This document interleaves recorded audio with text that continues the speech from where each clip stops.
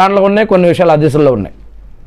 అది పశ్చాత్తాపం రాత్రిపూటైనా పగటిపూటైనా ఎప్పుడైనా సరే పశ్చాత్తాపం చెందే ప్రార్థన దేవుడి వద్ద స్వీకరించబడుతుంది. పశ్చాత్తాపం అంటే ఏంటి?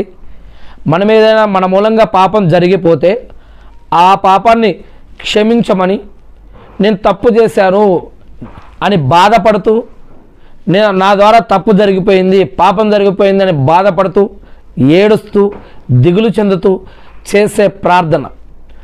కోరిక కాదు, ఇక్కడ కోరిక కాదు. కోరిక వేరు, పశ్చాత్తాపం వేరు. కోరిక ఏదైనా అడగటం అది వేరు, పశ్చాత్తాపం వేరు. పశ్చాత్తాపం అంటే జరిగిపోయినటువంటి తప్పు లేదా పాపము లేదా అక్రమం అన్యాయం ఏదైనా మన మూలంగా జరిగిపోతే దేవుడి దగ్గర మనం ఏడవటం, ఒప్పుకోవటం, నచ్చజెప్పుకోవటం, బాధపడటం, ఆయనని క్షమాపణ అడగటం, ఇది పశ్చాత్తాపం. ఈ యొక్క పశ్చాత్తాపంతో చేసే ప్రార్థన అది రాత్రిపూట చేసినా పగటిపూట చేసినా కూడా ఎప్పుడు పశ్చాత్తాపం చెంది ఎక్కడ చేసినా, మస్జిద్లో చేసినా, ఇంట్లో చేసినా, మనం ఒక ఆఫీసులో ఒక రూమ్లో ఉండి కూర్చొని చేసినా, ఒక పని చేసుకుంటూ చేసినా, ఎప్పుడు చేసినా కూడా అల్లా దానిని వింటాడు, అల్లా దాన్ని స్వీకరిస్తాను, అది ఎప్పుడైనా ఎక్కడైనా అని అల్లా చెప్తూ ఉన్నారు. ఇక ఇంకో విషయం ఏంటంటే ప్రార్థన. అజాన్ మరియు ఇకామతుల మధ్య చేసే ప్రార్థన. మస్జిద్ నుండి మనకి అజాన్ వస్తుంటుంది కదా, అల్లాహు అక్బర్ అని. ఆ యొక్క అజాన్కి చాలా విలువ ఉంది.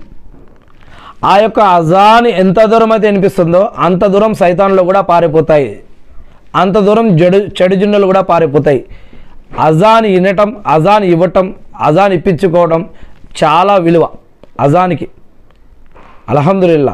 ఈ యొక్క అజాన్ యొక్క ప్రాముఖ్యత ఖురాన్ మరియు హదీసుల్లో చాలా చోట్ల చెప్పబడింది.